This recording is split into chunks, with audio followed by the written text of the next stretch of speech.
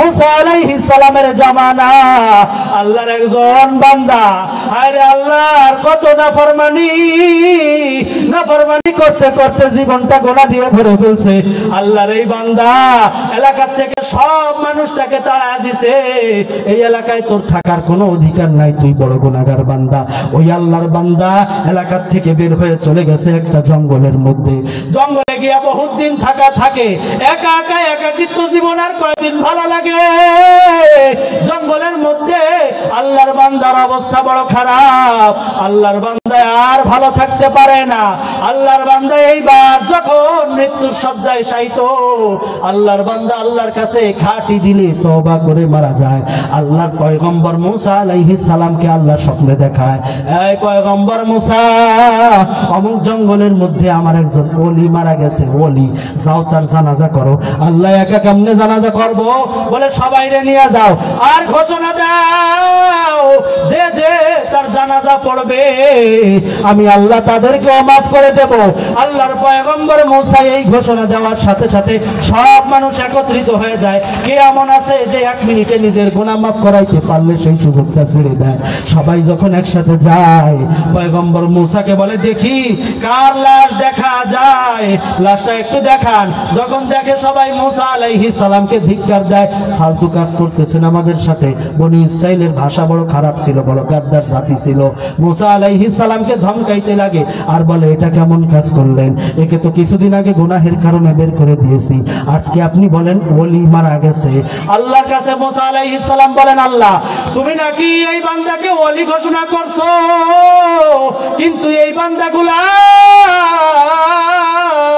গুনাহের কারণে এলাকা থেকে তার থেকে বের করে দিয়েছে, তার ওলি হওয়ার যোগ্যতা কেমনে হয়? আল্লাহ বলে, পয়গম্বর মুসা রে মৃত্যুর আগে এমন ভাবে খাঁটি দিলে তওবা করছে, আমি আল্লাহ ওর তওবার কোয়ালিটি এত ভালো ছিল ওকে ক্ষমা না করে পারি নাই। এই জন্য বন্ধু তওবা করেন, আল্লাহর দরবারে তওবা করলে আল্লাহ মাফ করে দেয়। পিছনের দিকে তাকা দেখেন, দুনিয়া থাকার জায়গা না। ওয়ামাল হায়াতুদ দুনিয়া ইল্লা কালিল। আমার ছোটবেলায় কত মানুষ দেখছি, আমার প্রান্তীয় দাদি ছিল, তিনিও দুনিয়া থেকে চলে গেছে। একদিন এইভাবে সবাই চলে যাবে। যাদের কাছে বড় হয়েছি, কত স্মৃতি, সব মানুষগুলা যাদেরকে যুবক দেখছি সব বুড়া হইতেছে। আমার তো দাড়ি ছিল না, দাড়ি উঠে গেল।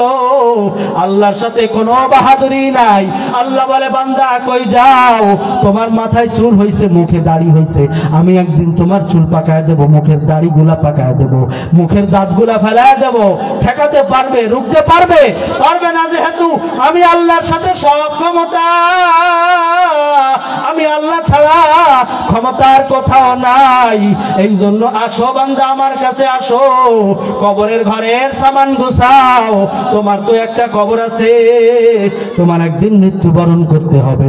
কবরে যাওয়ার পরে জিজ্ঞাসা করা হবে, মান রব্বুকা, তোমার রবকে, ওমা দীনুকা, নবীকে, ওমান হাযা, ওমা দীনুকা, ইসলাম কি, ধর্ম কি, ওমান হাযা রাজুলুল্লাযী বুইসা ফীকুম, এই লোকটা যে তোমার মাঝে প্রেরণ করেছিলাম তিনি কে? এইগুলা বলা যাবে আল্লাহর ইবাদত করতে পারলে। এই জন্য আমরা প্রতিদিন বলি, ইয়্যাকা না'বুদু, আল্লাহ তোমারই ইবাদত করি, তোমারই সাহায্য চাই।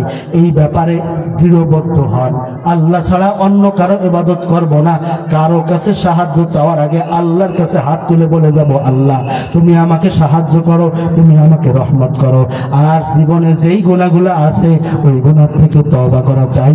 তুবু ইলাল্লাহি তাওবাতান নাসুহা, খাঁটি দিলে আল্লাহর কাছে তওবা করলে আল্লাহ আমাদেরকে মাফ করে দেন। কারা কারা আছেন তওবা করতে রাজি? আল্লাহ তাআলা আমাদের সকলকে কবুল করেন এবং আল্লাহর দরবারে খাঁটি তওবা করে দুনিয়া থেকে যাওয়ার তৌফিক দান করেন। আল্লাহ তাআলা আমাদের সকলের এই তওবাকে কবুল করে নেন। ওমা আলাইনা ইল্লাল বালাগ। আসসালামু আলাইকুম ওয়া রাহমাতুল্লাহ।